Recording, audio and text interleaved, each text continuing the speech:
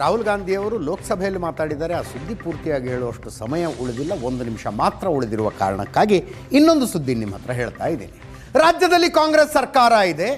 BJP ನಾಯಕರೊಬ್ಬರಿಗೆ Congress ಸರ್ಕಾರದಲ್ಲಿ ಸ್ಥಾನಮಾನಗಳು ಸಿಕ್ಕರೆ ಹೆಂಗಾಗಬಾರದು?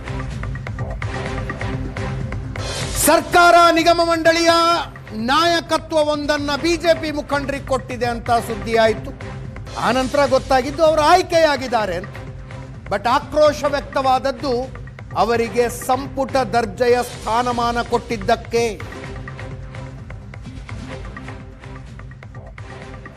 ರಾಜ್ಯ ಸರ್ಕಾರ ಆದೇಶ ಹೊರಡಿಸಿ ಅದನ್ನು ವಾಪಸ್ ತಗೊಂಡಿದೆ.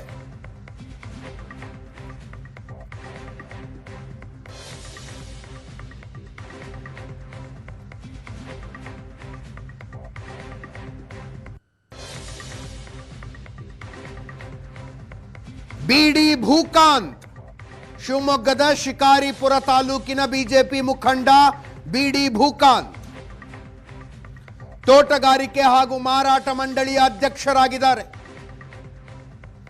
ಎಲ್ಲಾ ನಿಗಮ ಮಂಡಳಿಗಳ ಅಧ್ಯಕ್ಷರಿಗೆ ಸಂಪುಟ ದರ್ಜೆಯ ಸ್ಥಾನಮಾನ ಕೊಡುವಂತೆ ಭೂಕಾಂತರಿಗೂ ಕೊಡಲಾಗಿತ್ತು. ರಾಜ್ಯ ಸರ್ಕಾರ ಆದೇಶ ಮಾಡಿ ಅದನ್ನು ವಾಪಸ್ ತಗೊಂಡಿದೆ. ಕಾಂಗ್ರೆಸ್ ಸರ್ಕಾರದಲ್ಲಿ ಸ್ಥಾನಮಾನಗಳು ಸಿಕ್ಕರೆ ಹೆಂಗಾಗಬಾರದು? ಸರ್ಕಾರ ನಿಗಮ ಮಂಡಳಿಯ ನಾಯಕತ್ವವೊಂದನ್ನು ಬಿಜೆಪಿ ಮುಖಂಡರಿಗೆ ಕೊಟ್ಟಿದೆ ಅಂತ ಸುದ್ದಿ ಆಯಿತು. ಆನಂತರ ಗೊತ್ತಾಗಿದ್ದು ಅವರು ಆಯ್ಕೆಯಾಗಿದ್ದಾರೆ ಅಂತ. ಬಟ್ ಆಕ್ರೋಶ ವ್ಯಕ್ತವಾದದ್ದು ಅವರಿಗೆ ಸಂಪುಟ ದರ್ಜೆಯ ಸ್ಥಾನಮಾನ ಕೊಟ್ಟಿದ್ದಕ್ಕೆ.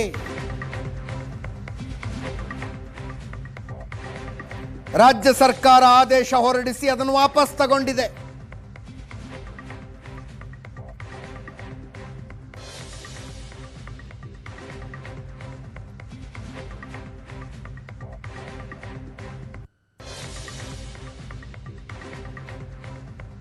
ಬಿಡಿ ಭೂಕಾಂತ್, ಶಿವಮೊಗ್ಗದ ಶಿಕಾರಿಪುರ ತಾಲೂಕಿನ ಬಿಜೆಪಿ ಮುಖಂಡ ಬಿಡಿ ಭೂಕಾಂತ್ ತೋಟಗಾರಿಕೆ ಹಾಗೂ ಮಾರಾಟ ಮಂಡಳಿಯ ಅಧ್ಯಕ್ಷರಾಗಿದ್ದಾರೆ.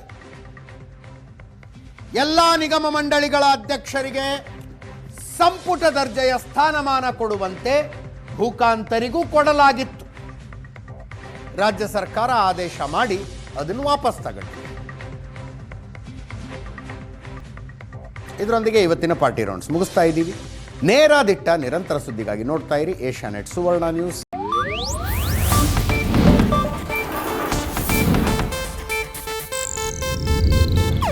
ಇದು ಏಷ್ಯಾನೆಟ್ ನ್ಯೂಸ್ ನೆಟ್ವರ್ಕ್ ಪ್ರಸ್ತುತಿ.